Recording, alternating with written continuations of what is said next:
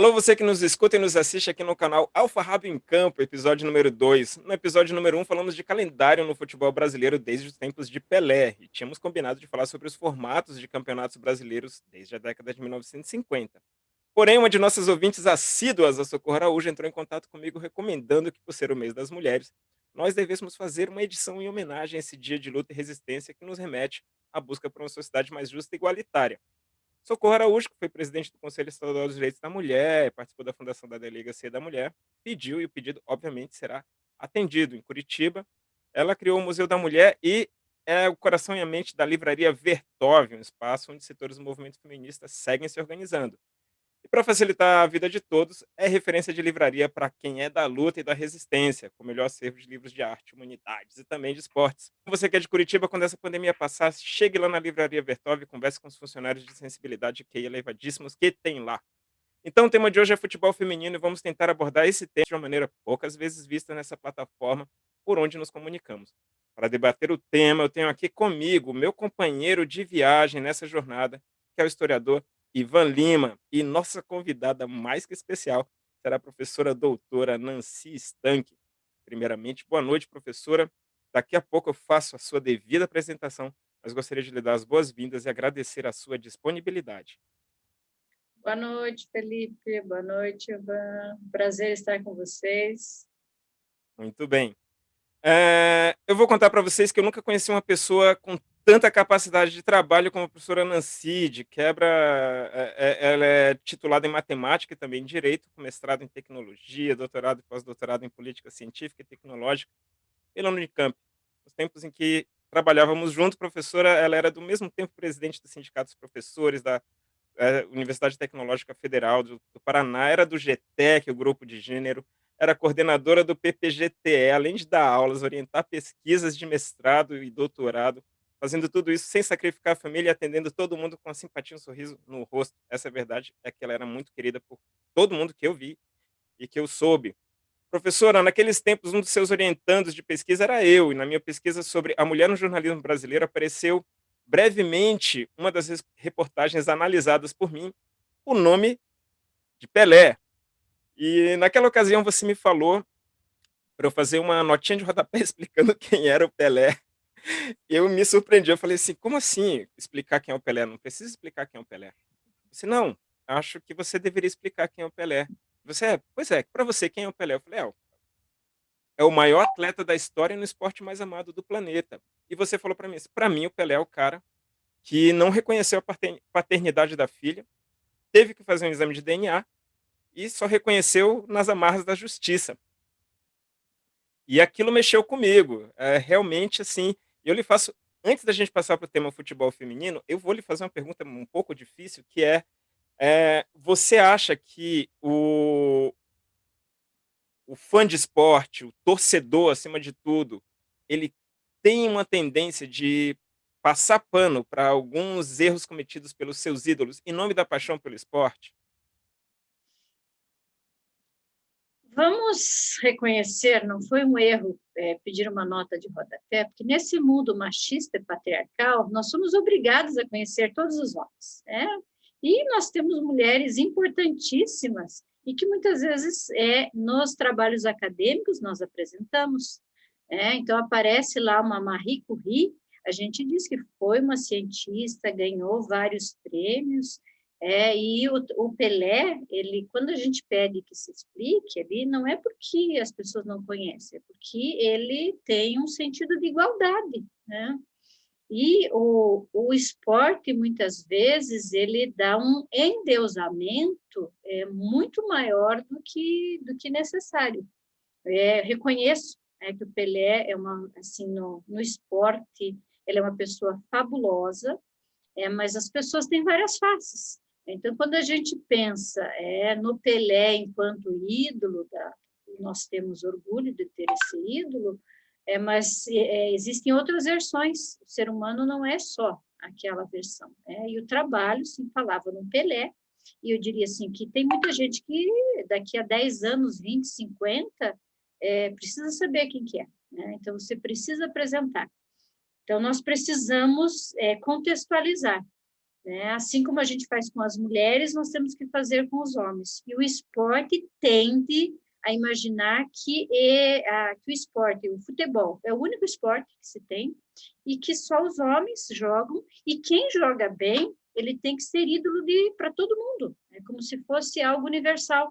E nós temos outros esportes, nós temos outras pessoas, outras personalidades em outras áreas, e tem gente, inclusive, que não gosta de futebol, tem gente que não acompanha futebol, tem gente que não sabe nada de futebol, não acompanha campeonato, nem assim no seu bairro, que é mais próximo, às vezes o campo está ali próximo, não acompanha o nacional, não acompanha o internacional, não acompanha o sul-americano, não acompanha nada.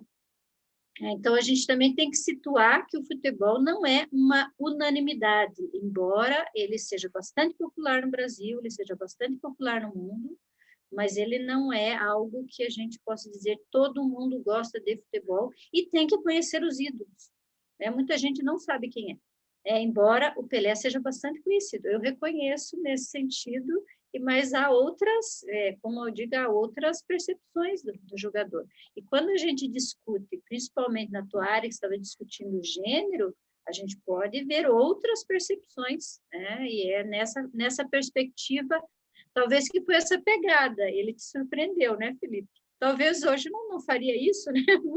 Não, eu confesso que foi a nota de rodapé mais relutante da minha vida, mas eu a fiz e eu acho que os debates que eu tive nos grupos de gênero em geral e, acima de tudo, quando eu apresentava os artigos nos seminários e congressos de gênero, eu aprendi demais, demais, demais, com todos esses momentos. Esses debates foram fundamentais para mim. Minha vida ali é um dos marcos de mudança da minha vida, né? É isso aí. Ivan, você também vai ser colocado numa pequena enrascada, inesperada, que eu não contei, que é o seguinte: você vai resumir o futebol feminino em uma frase e explicar por quê. Primeiramente, bom dia, boa tarde, boa noite. É, para mim, o futebol feminino, vamos pensar numa frase, foi uma enrascada e tanto, hein? Cara, para mim, o futebol feminino é o terreno onde reside atualmente a reserva moral e social do nosso esporte. Assim, eu definiria dessa maneira. Para mim, o futebol feminino hoje em dia ou seja, a difusão da modalidade ela cresceu muito de uns 15 anos para cá. Existem muito mais países interessados nisso, existem muito mais campeonatos, muito mais times, muito mais jogadoras, muito mais cobertura. Isso não quer dizer que essa cobertura é minimamente perto do merecido ou do suficiente, assim. E as pessoas assistindo um jogo de futebol feminino percebem que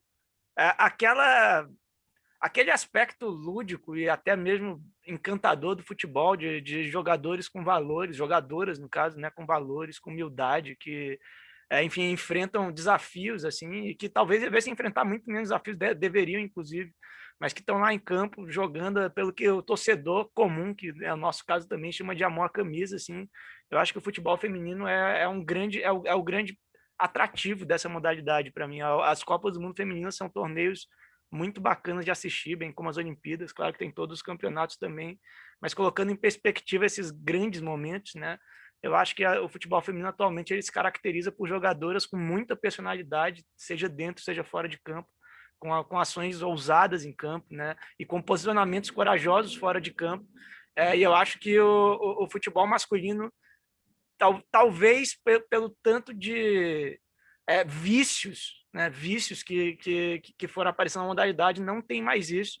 E eu acho que as meninas estão mostrando atualmente que existe o futebol ainda tem uma função social muito importante e grandiosa a cumprir, né? Que não é só render lucro em contrato de TV, entendeu? Eu acho que esse para mim é o grande, como torcedor, apelo de acompanhar o futebol feminino atualmente, entendeu?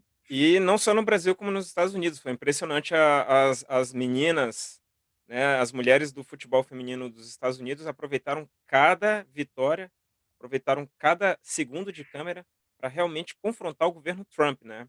E no Brasil, então, você definiria o futebol efetivamente como espaço de resistência e luta por igualdade, é isso? Com certeza, eu acho que, cara, desde a treinadora atualmente que a gente tem, que é a Pia Sunda, a gente tem, eu até acho o Tite, técnico da seleção masculina, um cara bacana, assim, mas o que é a Pia Sunda, que é uma treinadora sueca, que foi a segunda mulher, né, acho que a treinar a seleção feminina, antes teve a Emily Lima, mas por muito pouco tempo, vem trazendo é isso, sabe? A mulher sueca e grava a Anunciação, assim, como uma espécie de homenagem ao Brasil. As jogadoras todas, de maneira quase uníssona, assim, se posicionando contra vários tipos de arbitrariedade. Eu digo nisso nas que estão na seleção, né? Acho que as que estão nos clubes, que a maioria não acompanha tanto os posicionamentos, mas entre as principais aí, Marta, Cristiane, a Formiga, uma série de jogadoras sempre se posiciona de maneira contundente em momentos-chave.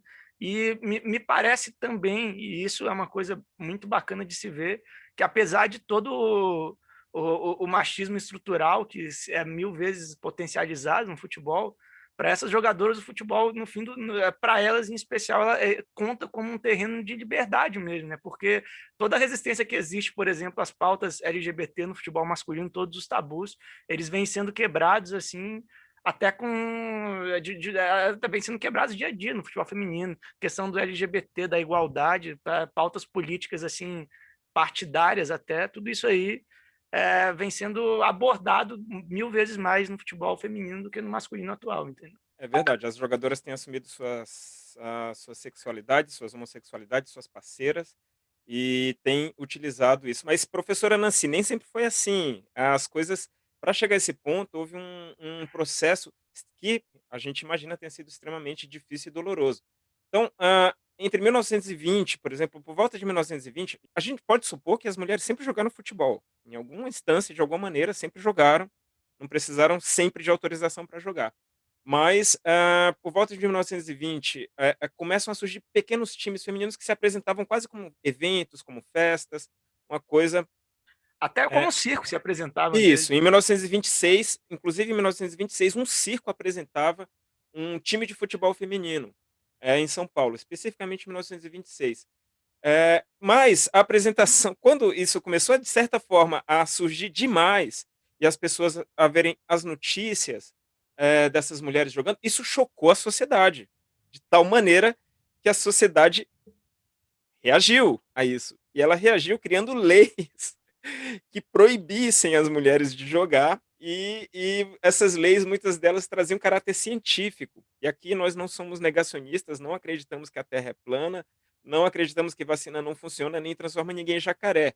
Mas a gente também sabe que a ciência, o discurso científico serviu para várias arbitrariedades. E nesse caso aqui, por exemplo, eh, argumentavam que os ossos das mulheres eram mais frágeis, que o fluxo sanguíneo não circulava muito bem, que o coração batia de uma maneira que podia prejudicar, a respiração era ruim, até o formato da bacia da mulher não era prejudicial, era prejudicial à prática de esportes, não era só futebol. Ou seja, a mulher não deveria praticar esportes. Mas como você analisa, então, essa reação da sociedade à mulher jogando futebol? Bom, a ciência estava respondendo aos padrões machistas da época, né? De certa forma, ela interpretava os dados de maneira a eliminar as mulheres dos espaços públicos. Então, a ciência ali, ela, claro, ela tinha algumas verdades momentâneas que foram utilizadas de maneira inadequada. Quem falava isso eram os homens. Se as mulheres fizessem pesquisa naquela área e falassem, elas teriam outra versão daqueles resultados sobre tamanho de bacia, etc. Então, essas verdades que foram colocadas, elas serviram como instrumento de poder masculino. Então, a ciência também foi muito mal utilizada para manter uma estrutura de poder dos homens sobre as mulheres. Quando a gente pensa nessa divisão, onde as mulheres teriam o espaço doméstico, os homens o espaço público, e todo o espaço público, espaço da política, do futebol, das empresas, e as mulheres, segundo essa concepção de divisão masculina, que caberia às mulheres só estar em casa, inclusive sob a alegação de uma suposta natureza feminina, de carinho, afeto, cuidado, e que ninguém diz que as mulheres não precisam isso, porque carinho, afeto, cuidado é necessário para homens e mulheres, mas que por isso elas deveriam, e porque podem ficar grávidas, deveriam ficar em casa, foi um período em que o homem tentou novamente impor a sua força, e a força não foi só por força física, porque foi sim força física, porque muito se mata ainda a mulher, mas a força da lei, a força de regras religiosas de igreja, para que a mulher ficasse naquele lugar que o homem achava conveniente. E as mulheres disseram não. Então, todas essas resistências, pode ser um time pequenininho, pode ser uma apresentação lá no circo, mas são formas de resistência que mostravam que a mulher podia jogar futebol. Tanto pode jogar, que ela joga muito bem. Quando as mulheres saíram às ruas dizendo que as mulheres podem fazer o que elas quiserem, está incluído o futebol. E elas jogam muito bem. Imaginem como seriam os times femininos se as mulheres jogassem o mesmo tempo que os homens, tivesse esse saber acumulado. Quanto que nós teríamos de times diferentes? Imagine se os times femininos recebessem as mesmas quantidades de patrocínios, apoios que os masculinos. Imagine se os salários das mulheres que jogam futebol fossem os mesmos que os masculinos. Então, ela está numa posição de desigualdade, e mesmo assim, o futebol feminino nos encanta pela beleza, nos encanta pelo amor, nos encanta pela resistência. Então, eu diria o seguinte, que tentaram dizer que o nosso lugar não era no mundo público, no mundo do futebol, no mundo do vôlei, no mundo dos esportes, mas as mulheres disseram, nós vamos fazer tudo aquilo que nós temos direito, e o futebol é um deles. Eu diria que o mundo perdeu com tudo isso, porque o futebol também é esse acúmulo. Quando a gente pensa na história de um time, uma história assim de décadas, ele tem uma trajetória que mora no coração das pessoas, e a gente tem que criar isso também para os times femininos. Nós temos que ter um país, tem que parar para ver se um campeonato de futebol feminino, como o país para ver a Copa do Mundo, para assistir os nossos jogadores nos representando. Nós temos que ter esse amor também pelo time das mulheres.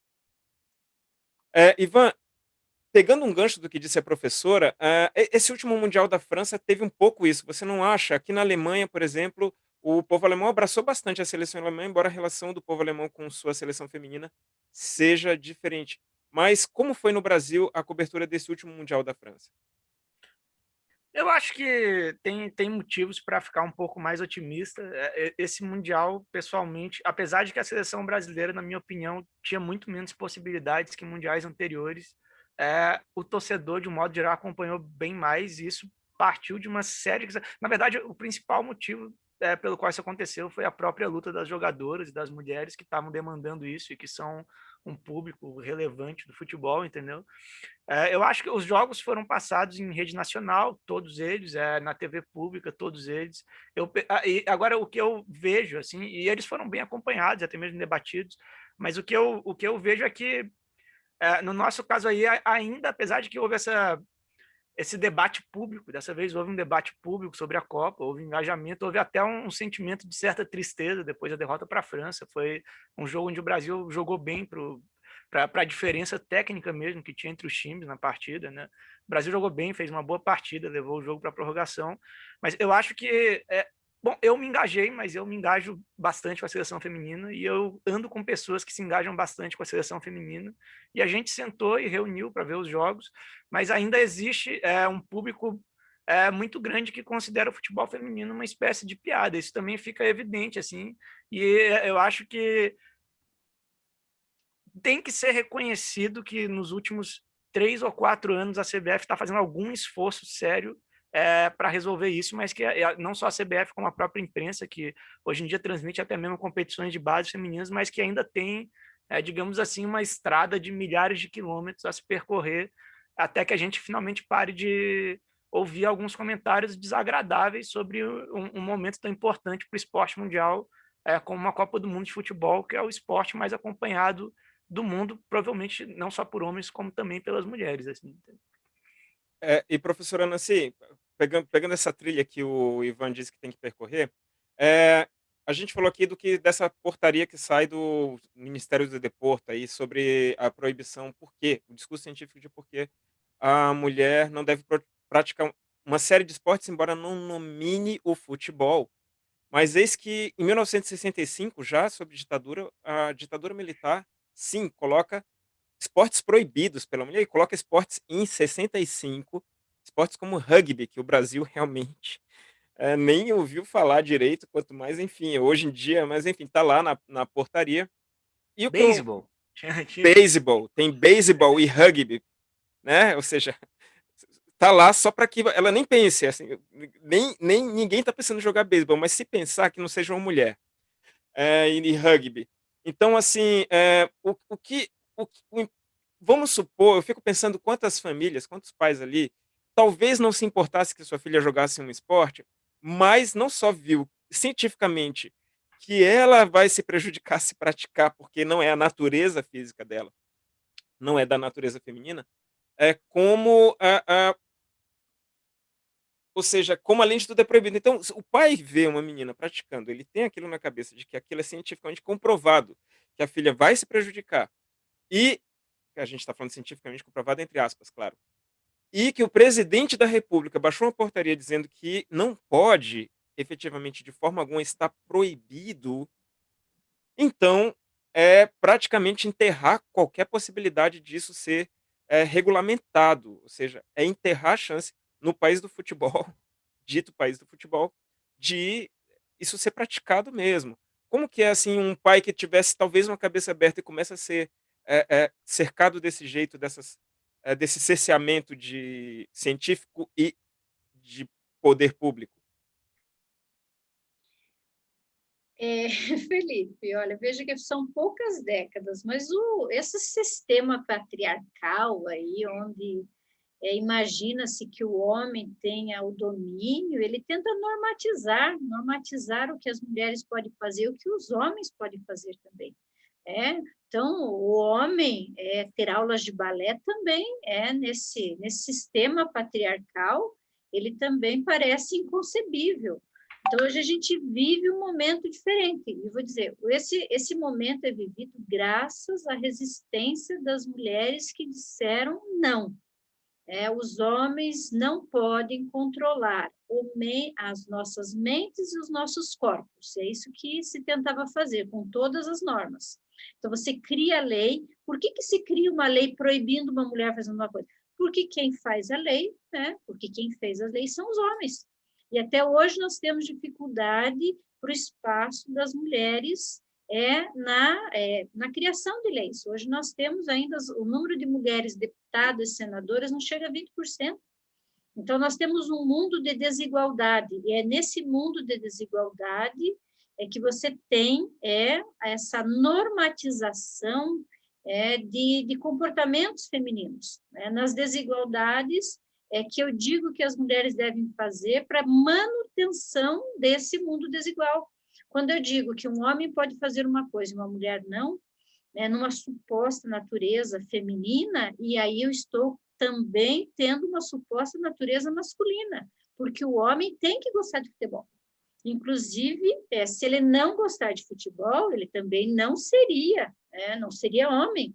Então, você cria sujeitos a partir de normas que nem sempre se adapta àquilo que as pessoas dizem. Quando eu digo nem todo mundo gosta de futebol, existem homens que não gostam de futebol. Existem homens que não querem assistir e que não vão acompanhar, talvez até acompanhem uma Copa, porque aí se criou essa ideia de que naquele momento existe uma representação do país e a gente gosta, eu gosto que meu país ganhe, todo mundo gosta. Mas a gente teria que repensar todas essas normas porque elas prejudicaram o ser humano de forma geral. Nós nascemos para quê? Nós nascemos para que a gente se realize, se complemente não, seja feliz nesse mundo. Como é que eu posso ser feliz quando as pessoas dizem que eu tenho que fazer algo que eu não gosto? Ou quando eu gosto e tem uma lei que me proíbe? Então, o movimento feminista ele tem um papel extremo para a libertação de homens e de mulheres. Ele não diz só, ele retira essa natureza que se diz que é uma natureza imutável, porque na verdade é social, e tudo que é social pode ser mudado.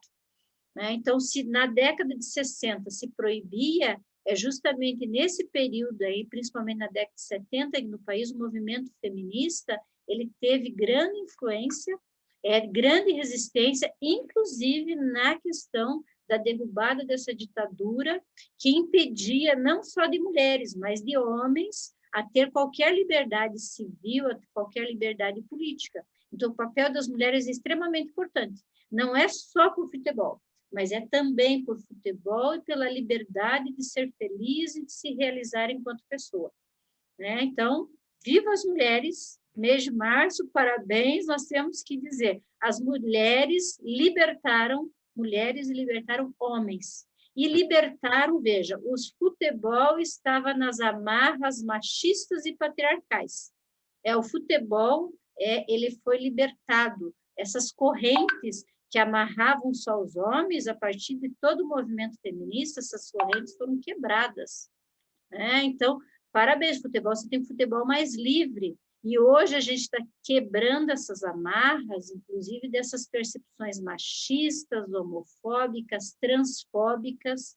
Então, todo esse movimento tem tornado o futebol humano, porque o humano é formado de homens, mulheres cis, trans, a questão de orientação sexual, o ser humano é essa complexidade e essa diversidade e essa riqueza. E o futebol tem que expressar tudo isso. E ele tinha uma imagem de que eram homens heterossexuais e que tinha uma masculinidade que essas pessoas precisavam a todo momento estar provando. Então, viva o movimento feminista que libertou o futebol. É um pouco isso, professora. Eu, assim, volto a dizer, né, o época eu cresci naquela maluquice dos anos 80 e, de fato, assim, era muito raro que viessem mulheres, meninas, jogarem futebol com a gente, muito raro, muito raro.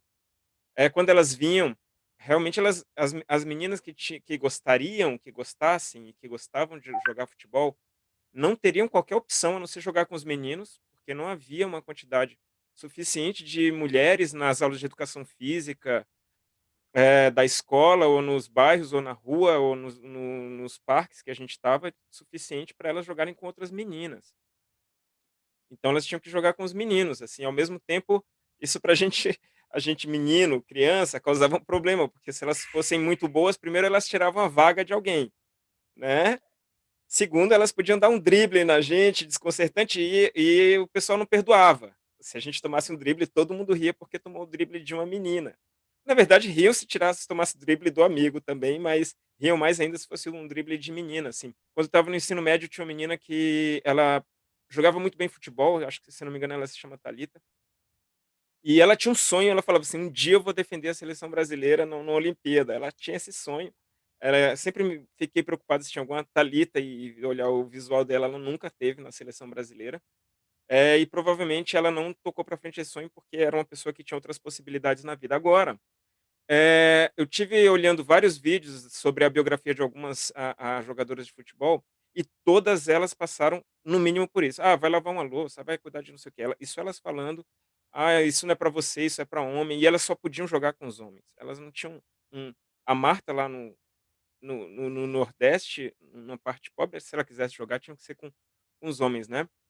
Então nós convivíamos com essa coisa, ao mesmo tempo o discurso de que as mulheres não podiam ser árbitras de futebol, porque os jogadores não a respeitariam, e hoje nós temos inúmeras, jo no quadro de arbitragem brasileira existem inúmeras árbitras que fazem um ótimo trabalho, inclusive os 2 melhores árbitros dessa última temporada foi o Klaus e a Edna Alves, né, sem dúvida uma grande árbitra. Eu li um livro uma vez, acho que é a Luciana Belotti, não tenho certeza se é a Luciana, mas eu tenho certeza que é Belotti, e ela acompanha uma criança no jardim de infância, é uma menina rebelde, uma menina que brinca com os meninos, e ela acompanha essa menina por 3 anos, ela vai vendo a adequação do corpo dessa menina e do comportamento dessa menina à medida que ela vai fazendo coisas, e as pessoas vão dizendo: "Isso não é para menina, isso não é para você", e as pessoas brigam com ela não pode bater nos meninos, ela não pode, eh confrontar os meninos ela não pode, enfim, até o momento que ela é uma menininha, né, depois de 3 anos de acompanhamento, né. Essas não se conformaram, né, essas de fato não se conformaram com esse papel, nem a Edna Alves, nem essas jogadoras. Elas enfrentaram uma grande barra desde da barra na minha barra ali, que era uma classe média. Agora imagina que a grande parte delas vieram de classes muito baixas, muito baixas. A primeira geração de jogadores de futebol veio na miséria e está na miséria. Aquela que disputou pela seleção brasileira nos anos 80. Veio da miséria e está na miséria, então é uma barra terrível, né. Felipe, mas se o futebol fosse um espaço humanizado, a partir do momento que ele percebe que uma mulher, ao ser árbitra, não seria respeitada na sociedade, esse seria o motivo principal pelo qual deveria ter mulheres árbitras. Por que não? É, como é que você cria uma cultura? Colocando mulheres.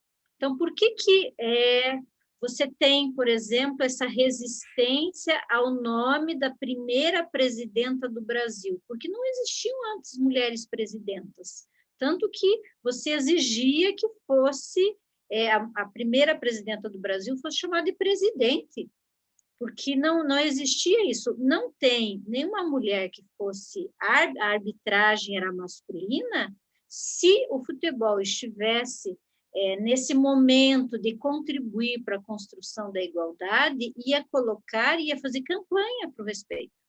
Agora, o futebol está dentro de uma sociedade que é machista, então esse machismo está dentro, né? Então as pessoas que fazem parte também acreditam nisso. O que a gente precisaria? De pessoas que acreditam na igualdade e vão construir políticas para que a sociedade veja diferente. Tem que mudar a cultura. Então, hoje, como é que a gente muda a cultura? Tem poucas mulheres, eu acrescento mais mulheres, eu faço estímulos. E eu só posso imaginar que uma arbitragem feminina não seria respeitada porque a sociedade como um todo não respeita as mulheres. Então, você tem todo um conjunto de criação de respeito nas escolas, portanto, a gente precisa resgatar. E isso, você está falando de um passado recente, mas até hoje, o feminicídio, ele continua ceifando a vida das nossas mulheres, porque as mulheres ainda precisam ser respeitadas. Nós temos violência de todos os tipos, assédio moral, assédio sexual, então nós temos que repensar o mundo.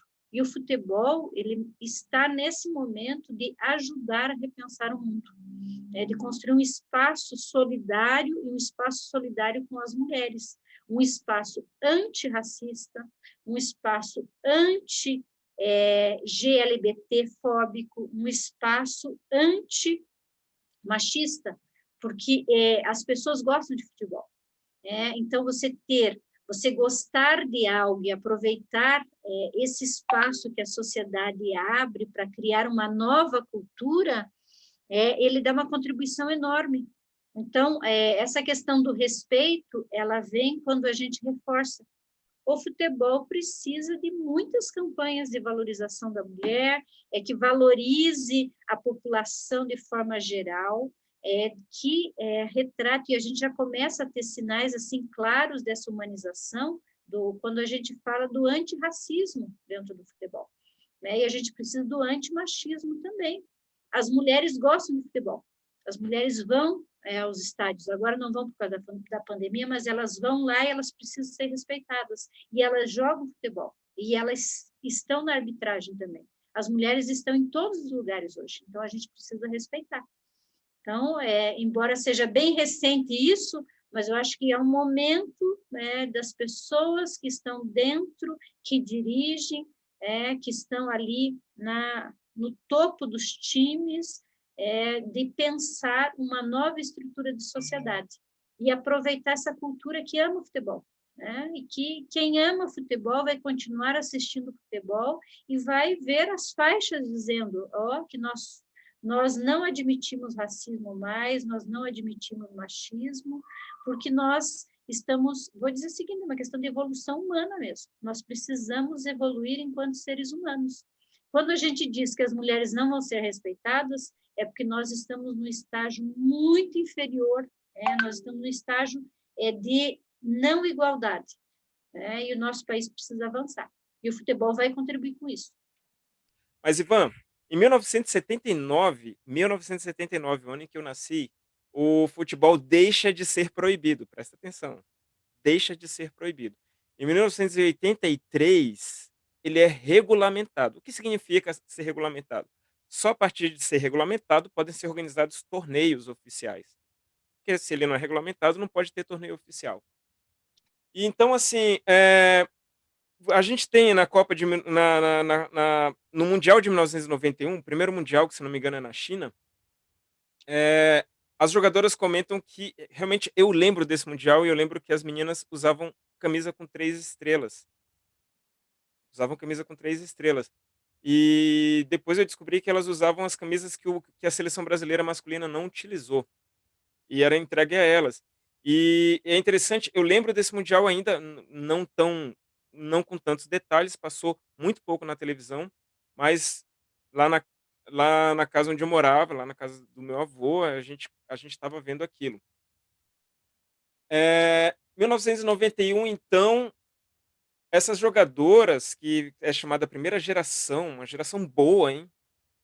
Jogavam muito bem futebol, elas tinham uma vida precária. Elas jogavam de maneira precária na seleção brasileira. Elas tinham, digamos assim, elas tinham os dias precários durante esse torneio de 91. E hoje, se você for pegar a vida em que está cada uma delas, elas estão abandonadas, esquecidas, o que eu poderia dizer, não vou dizer na miséria, assim, mas uma é churrasqueira, outra dirige caminhão, ou ônibus, na verdade, então, e por aí vai. Nenhuma delas conseguiu, claro, ser essa geração como a geração da Marta, onde já se jogava fora do país. Elas jogaram dentro de um país que não dava a mínima. E elas saíram para representar um país, sendo que esse país e a estrutura que era dada a elas era a estrutura de quem não dava a mínima. E ainda assim, essa geração de boas jogadoras, jogadoras que ainda serão mais lembradas, eu acho, foi fundamental para a gente ter as gerações aí do século XXI. Cara, eu acho que o que você falou demonstra algumas coisas, né? A primeira é que o fato da primeira Copa do Mundo organizada pela FIFA ter sido só em 91 é reflexo do fato de que não apenas o Brasil, como uma série de outros países também tiveram medidas restritivas ao futebol feminino.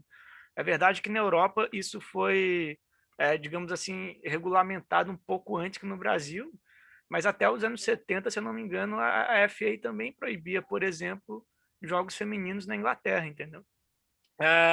E sobre.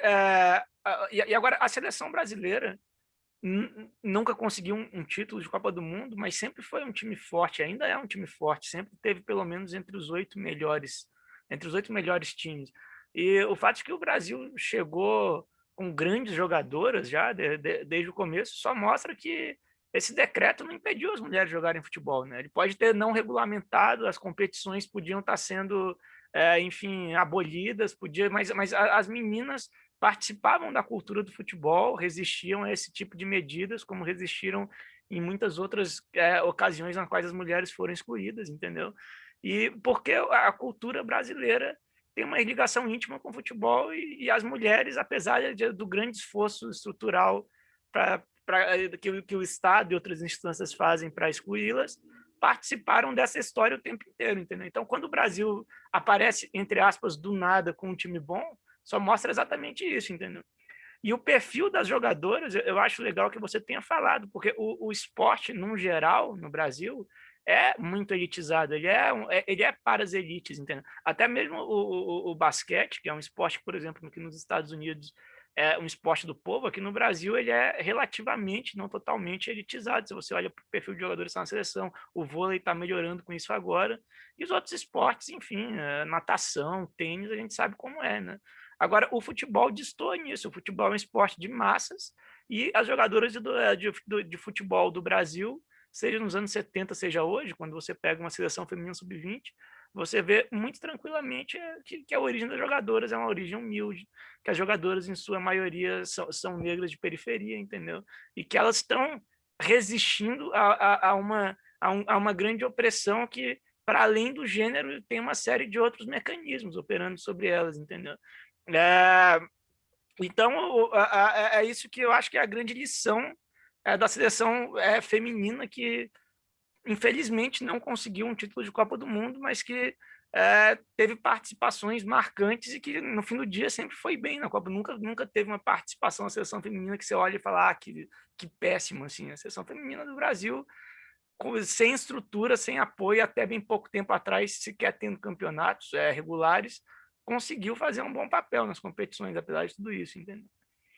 Daí em 1999, ali já começa um divisor de águas, no Mundial de 99, para o Mundial de 2003 aparecer Marta. Como que foi esses 2 mundiais e se você quiser passar pelas Olimpíadas entre eles aí? Marta que, Cara, claro, 6 vezes a melhor do mundo. eu sei, eu vou falar nessa pergunta, eu vou falar menos da história e um pouco mais da minha vida como torcedor mesmo, assim.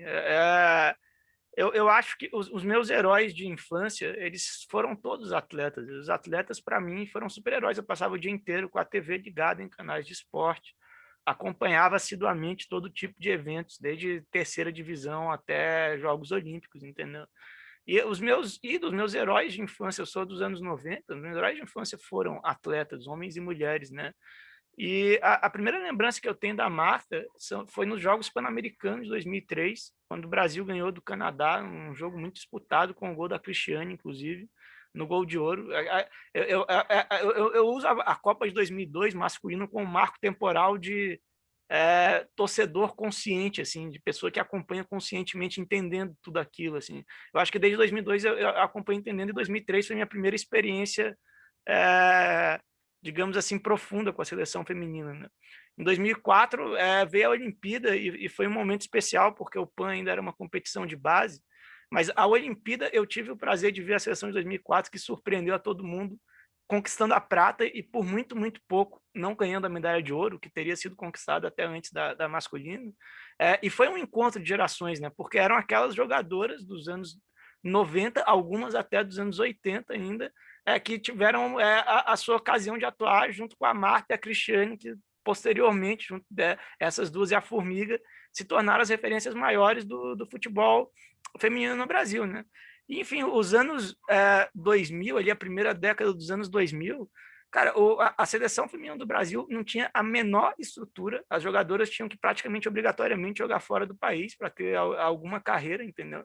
E foi uma época onde o futebol, digamos assim, o que se chama de futebol arte, futebol brasileiro, futebol bonito, esse futebol foi praticado pela seleção feminina do Brasil, que ficou vice-campeão do mundo uma vez e foi prata outras duas na Olimpíada, mas que reconhecidamente foi o time daquela década. Foi uma grande fatalidade que aquele time não tenha ganhado algum título, mas o que aquele time jogou digamos assim, uma grande prova de resistência da capacidade das jogadoras de futebol no Brasil, porque sem qualquer condição e até mesmo sem atenção, hoje em dia ainda há, hoje em dia que a seleção feminina está num momento pior que aquele, há muito mais atenção do que naquela época, onde as pessoas estavam começando a entender o fenômeno social que é a Marta, assim, que é uma deusa, uma figura assim como mitológica do futebol feminino, que todo mundo respeita pra caramba até hoje, entendeu? As pessoas estavam começando a entender que aquilo ali não ia acontecer todo dia, porque a gente sabe que o futebol é cíclico também,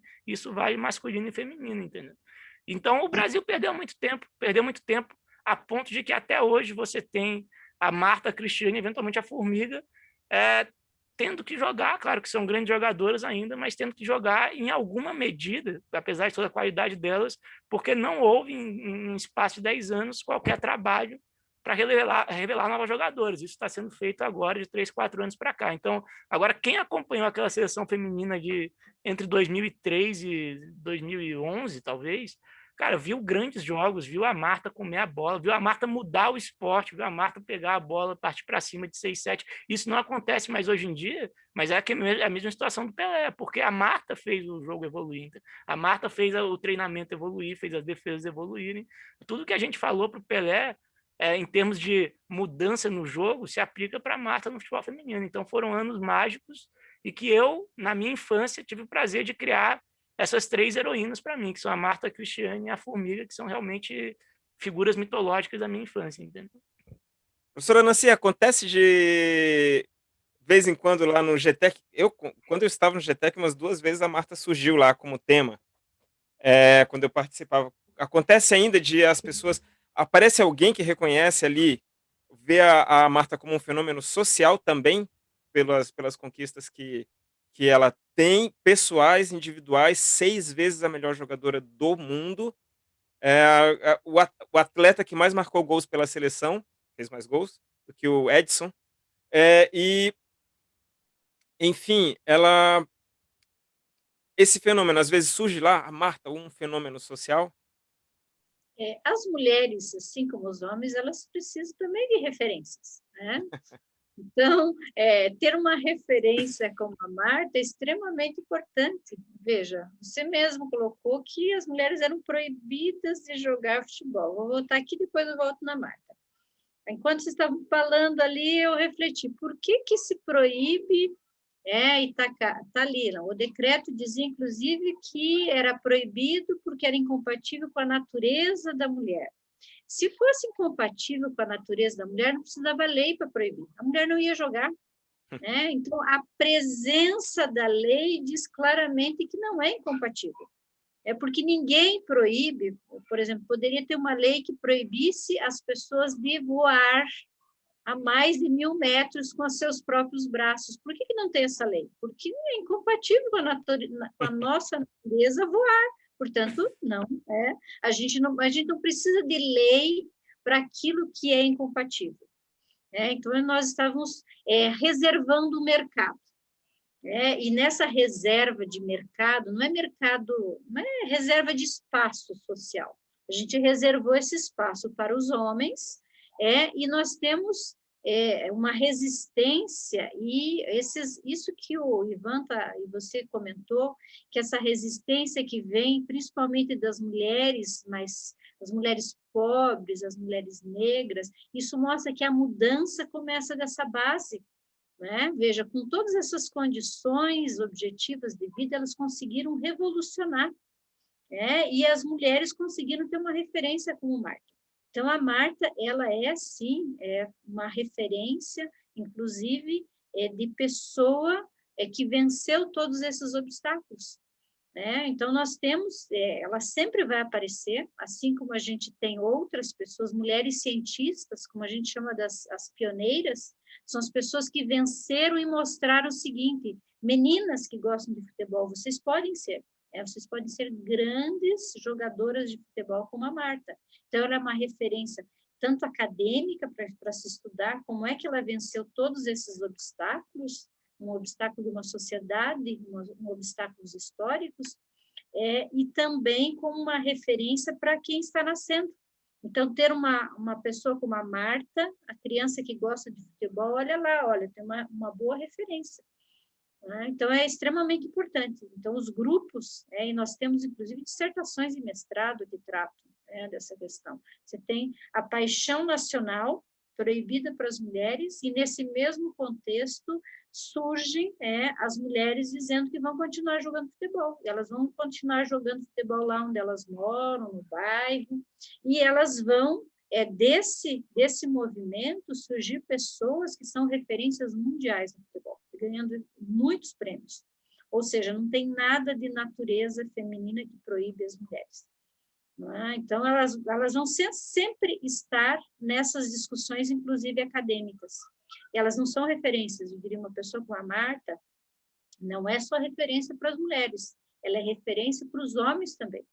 Com todas essas dificuldades, ela venceu barreiras, e se a gente aprende sendo humilde, eu vou dizer o seguinte: homens e mulheres aprendem reconhecendo o brilhantismo das mulheres, dessas mulheres pioneiras e aprendendo com elas.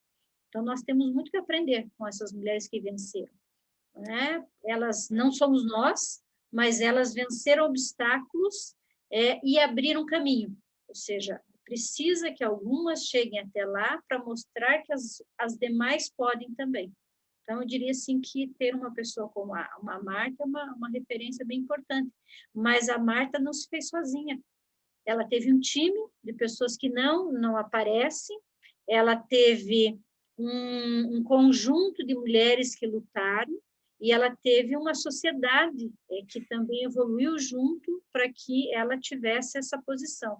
Porque se a Marta tivesse nascido em 1900, talvez ela não tivesse, inclusive porque ela estaria num mundo onde era proibido o futebol. Mas eu diria assim que ela continua sendo, ela vai ser uma referência, assim como todas as pioneiras de outras áreas e mulheres que venceram os obstáculos. Ela é o fenômeno. Ela é um fenômeno. E o choro da Marta após cada derrota da seleção brasileira, aliás, a luta dessas meninas é pelo futebol feminino, é notório que elas querem vencer para dar um recado para o país, elas estão querendo dialogar com a população. Nos valorizem, valorizem o futebol feminino e o choro tão sofrido que obviamente não existe na seleção masculina quando se perde, uma coisa mais naturalizada, é sofrido. Após a final de 2008, na Olimpíada de Pequim, de fato, quando a Marta inclusive perde o pênalti ali, acho que é contra a Alemanha, não tenho certeza, aquilo eu não tenho realmente certeza, mas aquilo A final de 2008 foi contra os Estados Unidos. Contra os Estados Unidos, 2-1, perdendo na prorrogação, é isso mesmo. Perdendo só na prorrogação, o Brasil jogando muito melhor, assim. E você vê que aquilo é a vontade de dar um recado para o país, um recado para a nação, para a CBF, para as pessoas que gostam de futebol, ampliar os seus horizontes. E aí, Ivan, eu lhe pergunto, como estão após Marta, após essa geração que dominou o talento do futebol mundial, pelo menos por uma década, como estão os torneios de futebol feminino? E aí já deixamos claro, você vai provavelmente dizer que melhoraram um pouco, ou muito, ou nada, mas o que quer que tenha melhorado se deve a essas meninas. Como está hoje? Eu acho que em dado momento ali, por volta de 2010, mais ou menos, o Brasil perdeu o trem da história no futebol feminino. O Brasil tinha esse time que era reconhecidamente mais forte, que teve, inclusive nessa final de 2008, foi um jogo completamente injusto. O Brasil dominou os 120 minutos, né, porque o jogo foi para prorrogação. O Brasil perdeu o trem da história, os outros países começaram a levar a modalidade bem mais a sério, profissionalizando e tudo mais. E nós tivemos aí uns 5 anos, mais ou menos, até a Olimpíada de 2016, que para mim foi um outro marco, onde o futebol brasileiro feminino não conseguiu renovar, enfraqueceu bastante o time, o time não passou a ser ruim, isso é importante deixar claro, mas já se afastou do que seria um primeiro escalão ali, tá? A seleção feminina passou a estar entre o fim do primeiro e o começo do segundo escalão, ou coisa parecida, assim. Agora, depois das Olimpíadas de 2016, onde, de novo, o público de futebol feminino no Brasil é interessante, porque às vezes dá a impressão de que tem uma demanda altíssima por isso e que inclui boa parte do público masculino. E em 2016 foi um desses momentos mágicos, onde a seleção feminina, apesar de ter ficado em quarto lugar na Olimpíada, despertou a paixão, lotou o Maracanã, lotou o Engenhão, foram jogos muito bacanas. Infelizmente, as meninas não conseguiram a medalha, mas aquilo foi socialmente talvez até mais impactante que algumas derrotas onde a seleção feminina jogou até melhor, assim. Então, eu acho que a partir daquele momento a CBF passou a adotar uma política de realmente levar mais a sério, em grande medida porque a comunidade feminina do futebol não aceitava mais, pura e simplesmente, a maneira como o futebol feminino era ignorado no Brasil. As jogadoras não aceitavam mais. Aquela altura, a Marta já tinha conseguido vários títulos, não de Copa do Mundo e Olimpíada, mas um monte de Copa América. O Brasil perdeu uma Copa América feminina na história, ganhou os Jogos Pan-Americanos, entendeu? Então, eram muitas conquistas, medalhas olímpicas e muitas mulheres demandando isso. E aí a CBF cedeu e começou a levar o esporte finalmente a sério, né? Passou a contratar treinadores que fazem sentido, tirou o Vadão, que era um poste do comando da seleção, parou de ter como critério de técnico na seleção feminina treinadores fracassados do masculino, passou a olhar para treinadoras do futebol feminino mesmo, entendeu?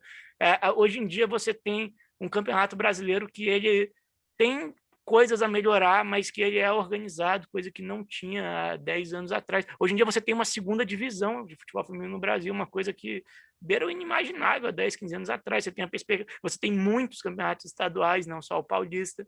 Você tem uma lei, inclusive, que, de certa maneira, obriga os times a manterem algum investimento em futebol feminino, tem torneios de base.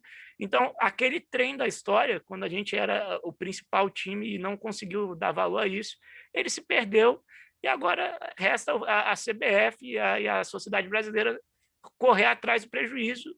E, felizmente, como as meninas brasileiras, a mulher brasileira é muito batalhadora e como a cultura de futebol é muito forte no Brasil, a gente conseguiu entrar mais ou menos no eixo, que é o que aconteceu de 5 anos para cá, ainda numa condição razoável para boa, a ponto da gente ter alguma perspectiva de medalha na próxima Olimpíada, que talvez aconteça esse ano, talvez não. Tá para a gente descobrir aí. Pelo que eu entendo, você disse que o trem da história se perdeu.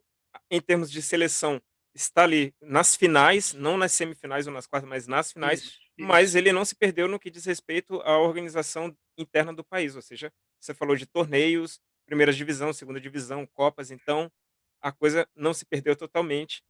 E aí eu vou encerrar, porque a gente estourou o tempo aqui. Professora Nancy, eu peço você, quando eu fiz o convite, eu sabia que você não teria tempo, mas que diria sim, né? Que é como sempre.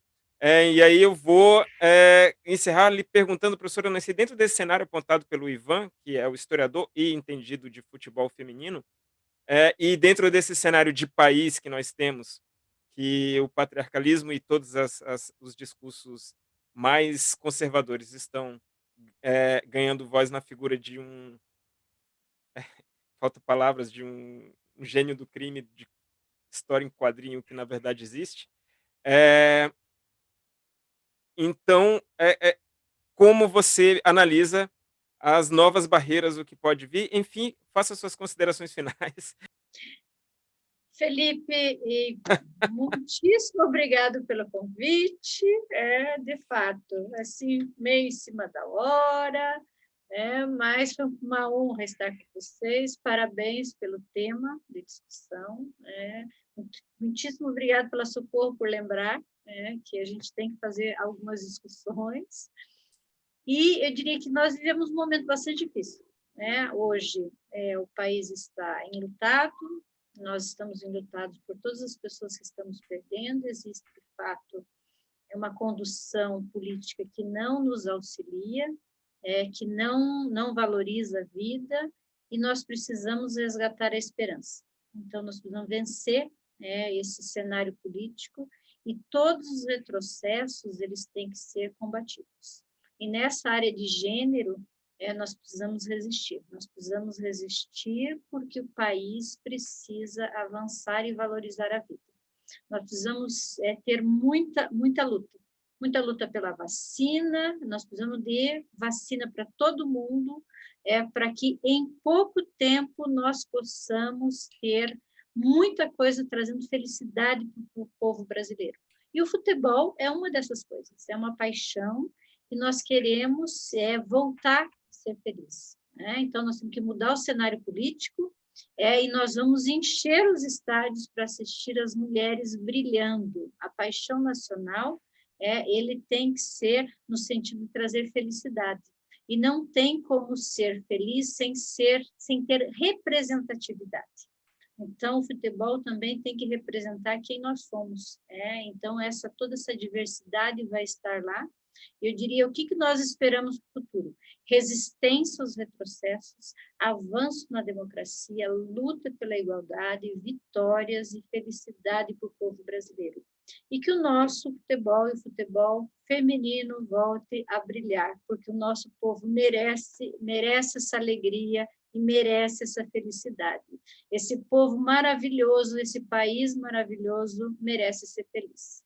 Ivan, as meninas do futebol merecem também, não merecem? Com certeza. Eu queria também agradecer a professora Nancy, que é uma pessoa que eu admiro muito e deu um show hoje aí.